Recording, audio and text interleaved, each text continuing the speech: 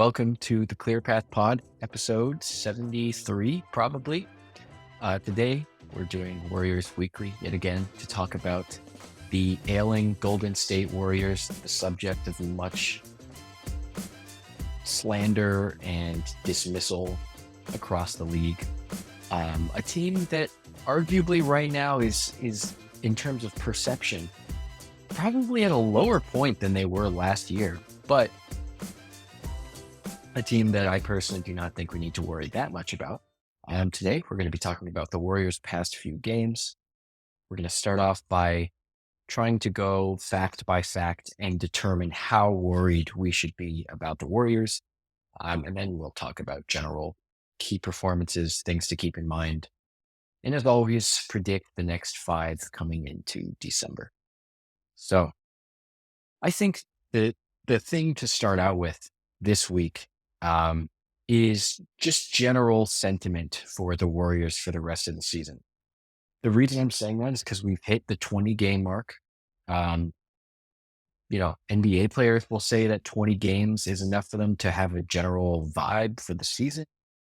Statistics in terms of how big is your sample size would honestly probably not tell you that 20 games is viable, but with all the data we have in an NBA season, I think 20 games is where analysis starts.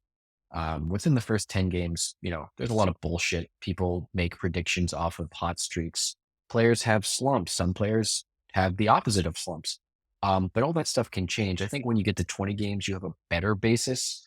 It's still not ideal, right? You still need way more minutes, but 20 games is pretty good. I think so. The Warriors are 9-11. The first thing that I want to discuss is injuries. CP2 injured, thigh nerve, right? He's gonna be out for a while. GP2 calf strain, or calf tear. Wiggins jammed his finger in a car door. Yes, that's correct. He jammed his finger in a car door. All 3 of these injuries hurting the Warriors right now. My question to you is, how worried are you about injuries for the entire season? When we reach game 82, how much of those do you think are going to be affected by the fact that we don't have a healthy roster? Yeah, I mean, I think we already have the impact of one loss, right? Like, I think the Clippers lost most recently. Like, if GP2 wasn't injured, I think we win that game. I think there was a clear point at which, like, if we put GP2 on PG3 in like the final possession where he ends up making the 3, I think there's a lower chance he makes that shot or various shots before that. So already I think he's making an impact in terms of his loss. I think Wiggins, I think that game also is one if he plays just because of his defensive prowess as well. Right. I think the Warriors really become ultra small, and you saw that last night when they don't have Wiggins on, and usually GP2 makes up for that, but just because he's able to play like a small big man, essentially. Like he was able to block Victor Wembanyama, Right. one of the highlights of last week, for sure. But it's really tough for them still, like if they don't have those defensive pieces out there and they really struggle. Uh, So his injuries can what do hurt. you project for the season, though?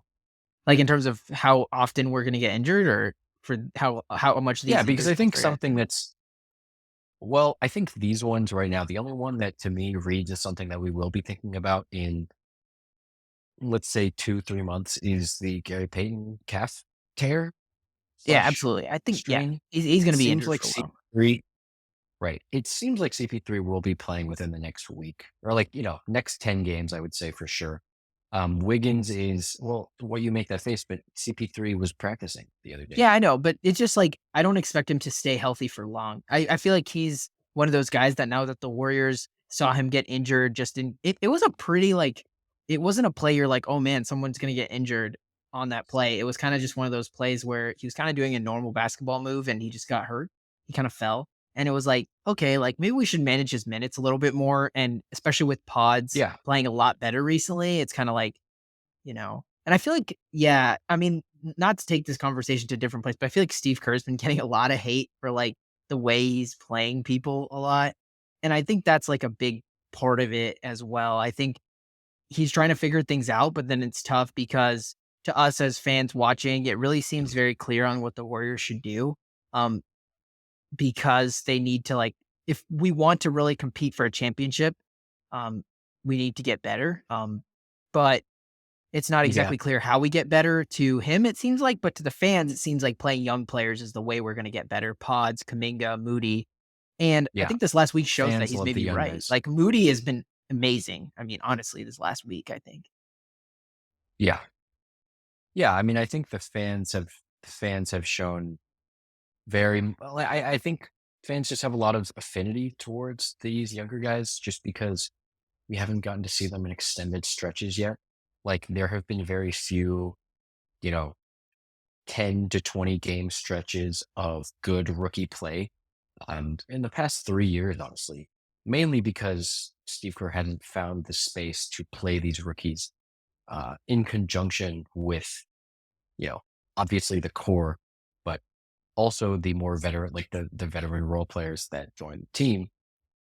And I think that probably as the season progresses, they will be forced to get more run, especially as it seems like Moody is having his best stretch just in general over the past Yeah. like 3 years, I guess 2 years.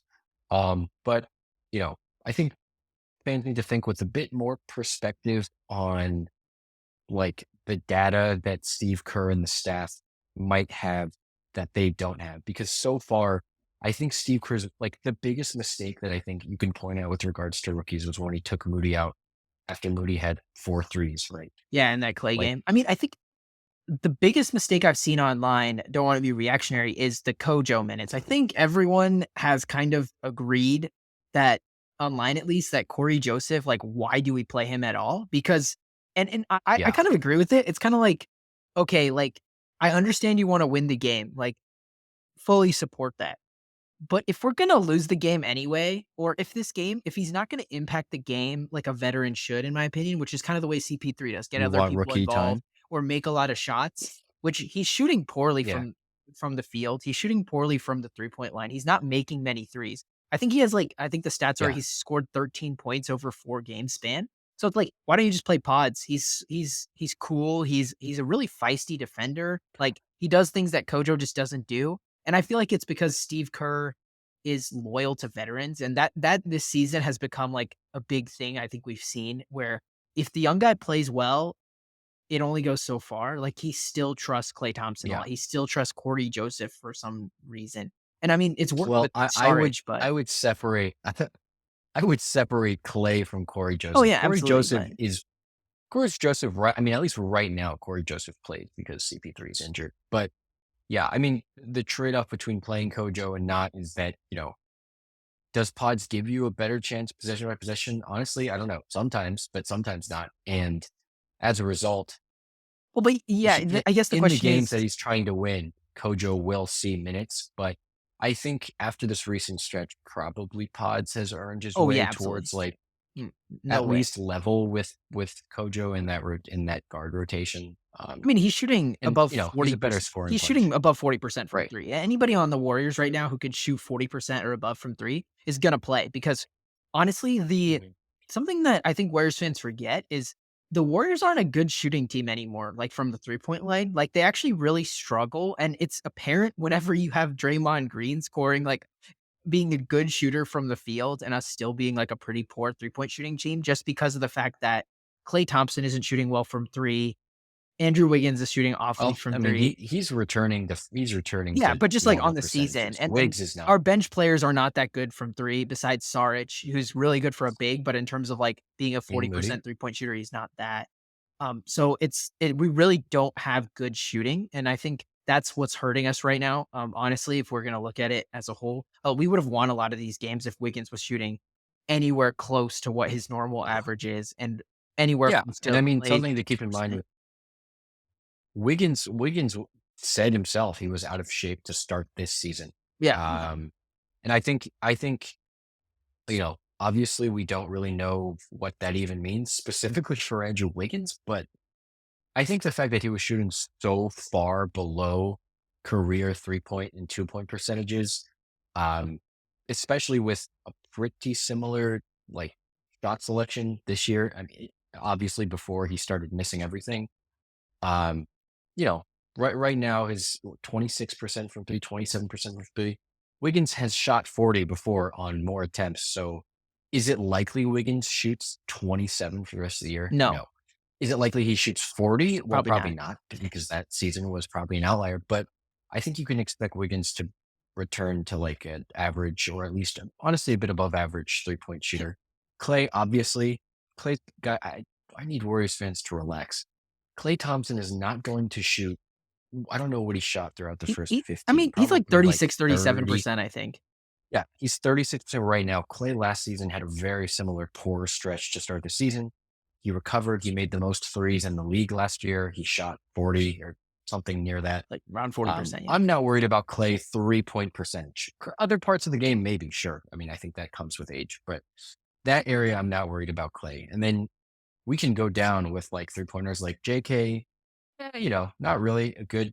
Sometimes if he's set, he's actually a pretty decent. Like I don't know what his exact percentage is on The like season is not good. standstill I think set it's below shots. 30, but, like, Yeah, recently, I think in the Clippers game, one of the Clippers games, he actually, like, made a couple three-point shots. He was, like, 4 of 7. And yeah. and for him, it's like He's still yeah, not reliable. for him, he still has to develop it. I think if we were to hit on Kuminga real fast, the big complaint Warriors fans have with Kuminga is what has he really gotten better at since last year. So Hmm. we look at him and like something I was going to talk about kind of later is just like, okay, so he's improved at one thing since last year, which is clearly he's improved on the ability to get to the free throw line. He is our one guy that has the ability to get to the free throw line pretty consistently, which is really nice to have. But he doesn't really make the free throws. Like he's like 70% on the year, I think, or even a little less if he's missed a couple free throws recently. Um, 68. yeah, Yeah. 68. So he doesn't make them all that much. And then he also is still making a little bit of those dumb foul plays that he used to make last year. He's still not shooting well from 3. So it's like for Warriors fans, I feel like it's a little bit of a frustrating experience where year 3 we're supposed to know, is Kuminga good? And it seems like the only question I'm asking myself is like, 1, why didn't we get like Franz? But 2, also like why didn't we like Pods looks I think so that much was the more twice polished thing. at this point in his Yeah. career when a guard has so much like he doesn't have any of that athletic ability or any of that, but he looks so Right. much more He just polished understands. than Yeah. Kuminga. Yeah. Pods clearly, has a really good feel for the Oh, game, has absolutely. really good vision, has really creative scoring. He's limited by the fact that he's not like long. Like a lot of his really intense, not intense, hard finishes that he hits for the most part would be even more elevated if he was taller. But He's not. that's why That's why he's they're hard. that's why he is who he is. Yeah, JK for me hasn't shown the things that you want from someone in his position, which is so like let's say JK doesn't develop a good three. It's somewhat likely, right? Let's say that his fadeaway two doesn't become intensely reliable, which I don't know, it hasn't been, although he is taking it more. Yeah. Um, and let's say that he still fouls at a high level. Okay, you can have all those things, but then the thing you have to be is like this otherworldly elite defensive stopper, right? Yeah, and he's not one. Um, and he's not that. He could be. I think that is something that you can learn and can develop because he has the frame for it. Um, like let's take Jalen Suggs for example, right? Like Jalen Suggs is one of the best on-ball defenders throughout the first 20 games.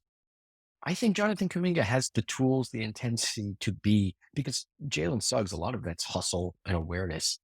Um, Obviously, awareness is hard to develop, but JK can develop defensively. But the fact that he's not seeing playing time as much as we would like, to me, is a signal that he's not developing either really good defense or, um, the floor spacing upside isn't there with JK. And Yeah, I don't know. and It's hard to see JK converting. Moody has converted, but yeah. Moody's reached JK, like if we looked at his ceiling, what we talked about when we kind of published our first couple podcasts, just like in terms of what we thought 3 and D, and he's clearly reached that. He's like a 3 and D right? starter on probably most teams.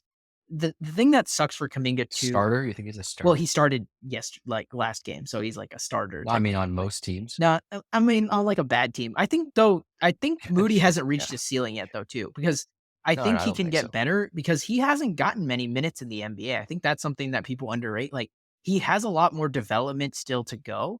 And if you look at his college Right. film and stuff like that, and you run the tape on him, he's a much better 2-point shooter than people give him credit for. He just doesn't take them on the Warriors because the offense doesn't allow him to take that shot. But if he was more involved in Right. the lineup, I think he would. And I think that's something that's a problem with the Warriors for JK right now is JK ideally would play like a Giannis-like type position, in terms of he would be surrounded by a lot of shooters. The problem is we don't put him with lineups with a lot of shooters because those lineups don't happen on Right. the Warriors because, yeah, we got Steph and Clay and Kuminga out there, but then you're gonna have to have Draymond and probably Looney or somebody, and that's gonna be a tough lineup for JK to play in just because he's never gonna see the ball in that lineup and he's going to be passing it around. So it's like, it's part of it's like, yeah, I understand like he does need to get better, but part of it is also like, are the Warriors really the team to maximize Kaminga's ceiling? Like he needs to be the defensive guy, and that's the only way I feel like we can do it. Otherwise, it's really tough Yeah. to justify the offensive presence just because we need the 3-point shooting so bad. Mhm. Yeah, Yeah. I mean, I think JK's a role, like, the ceiling, if he somehow gained natural talent and body size, would be honest to me. Like, I look at and someone Groove. like Yeah, Obi Toppin. Um, Obi Toppin is someone that I'm not gonna don't I'm not saying bar for bar like JK, but has a similar upside where he's really athletic, he's a really good cutter, um, you know, good mover, screener, that type of thing. JK can be all of those things.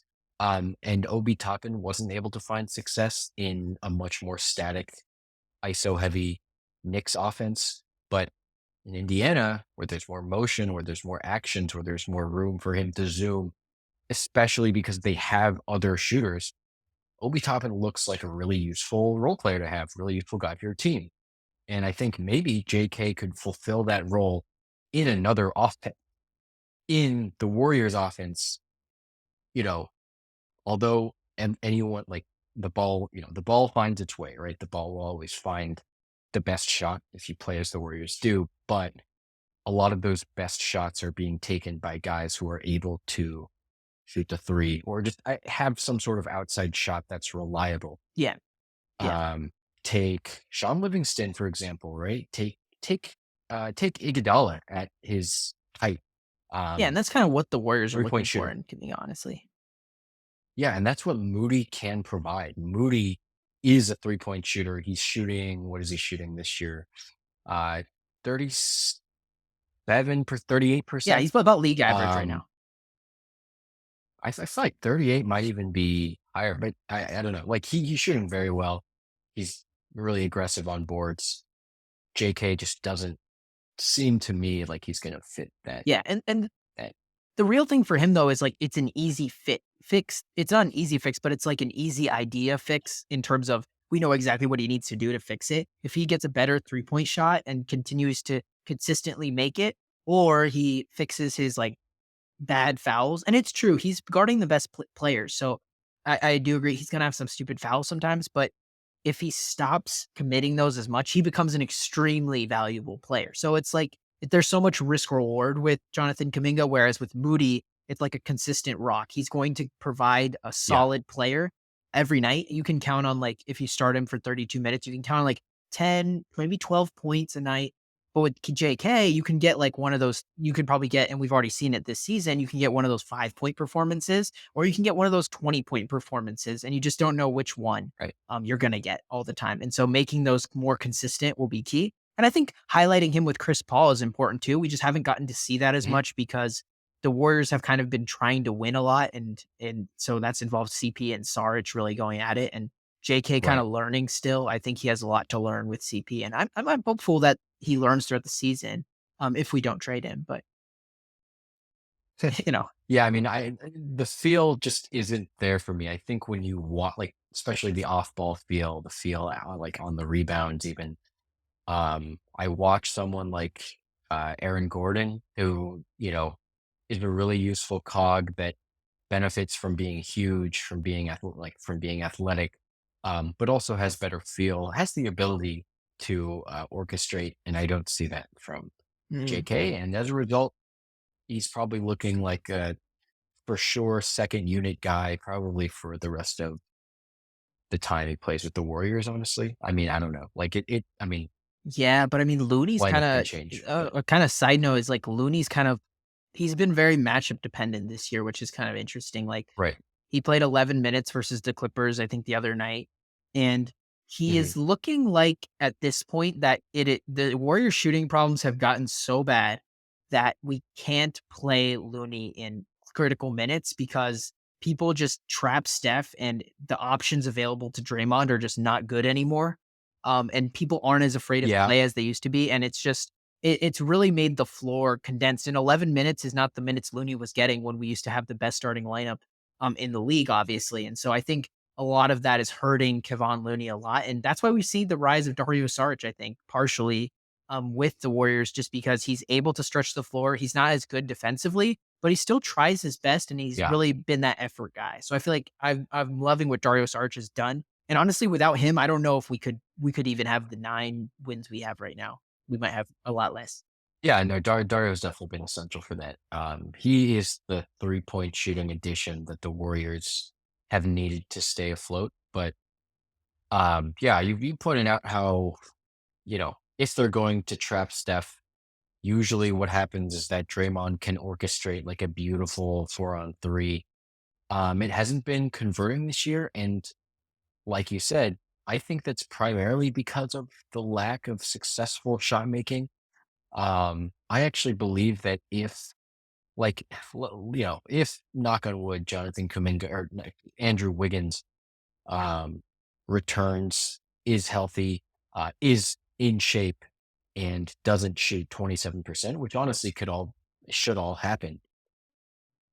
I think the prospects of your 4-3 can get a lot better. The issue that the Warriors had with these 4-2s right now, besides the fact that they're not making the shots, is that one, I think a lot of their players that are trying to finish through contact aren't shooting well at the line or like aren't finishing. And you know, on top of that, all of the actions you run are going to be based off of 3-point spacing or some sort of shooter being available. So I think I feel like mostly right now it's the lack of like athletic finishing that's hurting those 4-on-3s. Yeah. But it shouldn't be able to destroy like Draymond still is one of the best playmakers in the NBA. So as long as he's that, and as long as we get our lineup back, I think the Warriors will find more success in those situations. But it's jarring to see right now because we saw in the Kings game that the Warriors I mean, yeah, the Warriors threw away, um, that a large reason why the Warriors were, like, throwing the game away was because the Kings' early doubles were working, right? Early traps.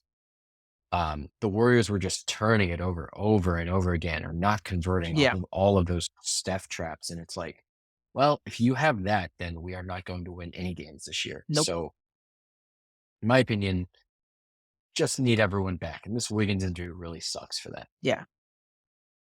Um, let's talk about another thing before we move on out of this Warriors gloom or doom, uh, not boom or doom Or discussion. glow. Yeah. Is our strength of schedule. So I just want to get your thoughts on this.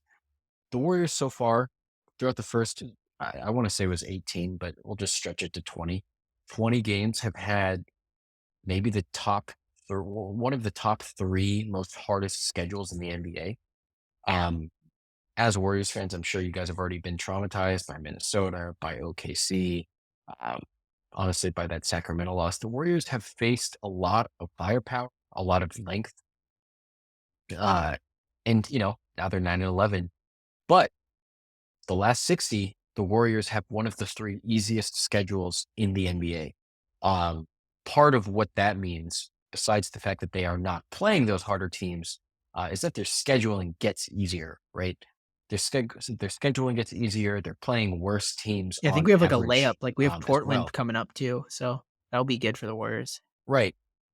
So, based on that, do you think you would give the Warriors a shot of not having like this horrible season that most people seem to think we're in right now? Think about it. We're 500.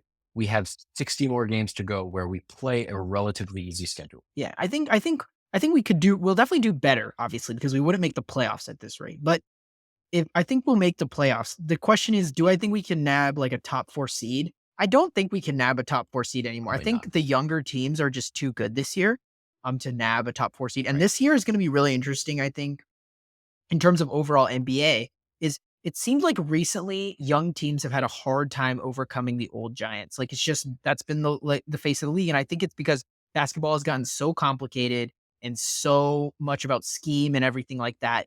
And it's tough for young players to actually break through and get to the finals, get Right. to even a Western Conference Finals. So I think this year you'll see like the Timberwolves be a top seed. You'll probably see the Nuggets obviously be a top seed. I think OKC could sneak up and be a top seed just because they'll be healthy and they have so many different players to play well. And I think the Warriors and the Lakers might be sitting at like 5 or 6, or maybe even one of them at 7. But I think they'll make the Mhm. playoffs, and that's when kind of the season will start for them. So I think for me, the Warriors Yeah. have kind of like they needed a great start to get to a top 4 seed. Just because I always factor in a Steph like 15 game injury or so, and so I think now it's Maybe. like, okay, like, yeah, we have a really deep bench, so maybe we can survive with the starter out. Clearly right now we're surviving with the starter out in terms of Wiggins is out and we're surviving fine, 1-1 without Yeah. him. So, but Underwood. I don't know if the Warriors can survive Steph out. So I think that puts me in a position where they're probably going to be like 45 to 50 wins. And that'll probably be good enough for like a low Western Conference seed. But I could also see, Honestly, I you know, 50 is probably high. I would say like 44 is my ceiling. Like 45 is my ceiling. yeah, I mean, last year, what was it? The Warriors went 44 and they were like 1 game Yeah. ahead. So if they went 42, they probably wouldn't have made the playoffs on. They would have been in the play in, I think. And so I think that would be Yeah. scary because that 42 is only 1 game over 500. So really, you think they'll be the same as they are now, essentially the rest of the season, Basically. which I think they'll be a Yeah. In little terms of better. record. You'd think. Yeah. I'd say I'd give 45 maybe. But yeah, I think you're right about these teams. Like what happens in the playoffs is that the game slows down. Your half court efficiency matters a lot more. Your half Absolutely. court defensive performances matter a lot more. Your your matchups matter way, way more because you're only playing one Yeah, team. exactly. And because of that, because of the fact that things get slowed down, teams that run efficient actions with extremely high efficiency, like, pick and roll scores, ISO scores, um, catch and shoot type, like teams with those cogs end up succeeding a lot more. I think that's why, like, for example, towards the end of last season, we'll just take the sample where the Nuggets basically went like sub 500, right? They were the 1 seed, so it didn't really matter, but they did end the season pretty poorly last year. Yeah. And none of it matters because once the Nuggets enter the playoffs, they have like the most efficient pick and roll. They have the best passer out of the short roll in terms of like the options he has. I think Draymond's better, but Yeah. in terms of the option he has, Jokic is a god tier playmaker, and then that trumps everything, right? Mhm. And I think this year you might see similar situations. Like, you know, do I think the Warriors would beat the Kings again? Yes, I do. I think the Warriors would absolutely beat the Kings again. It might go 6 or 7 games, but I think this year has shown us, especially for the first few games, and honestly, most of that last game that the Warriors threw away, that the Warriors have the pieces to contend with most of these teams. Yeah, I think so. The Timberwolves are definitely going to be a pretty interesting matchup for the Warriors. I don't know if Yeah, they we could would come out of struggle with that them, one, but but I mean, depends on how Rudy Gobert like, acts. right. Yeah, exactly. Like Thunder, Kings, you know, Pelicans. I don't know who else is going to be in this fight, but like there are plenty of teams that the Warriors are going to probably have worse seasons than, um, but might not be fully worse than. So that point definitely makes sense. Okay, let's end this pod by talking about the Warriors' next five. And we can extend this a little past the next five, I guess, but Yeah, we do you whatever know, we feel. It's our pod. decent stretch to end the season. There's only one. No, there's two back to backs to end the year. So good news for Warriors fans. You don't have to endure heartbreak every single night. Uh, this is our next five. We start out on the road. against Port, or we started at home against Portland, Yay. on the road against the Thunder, Oh, the Suns, the no. Clippers, and then we are at home against Brooklyn, and then on the road against Portland.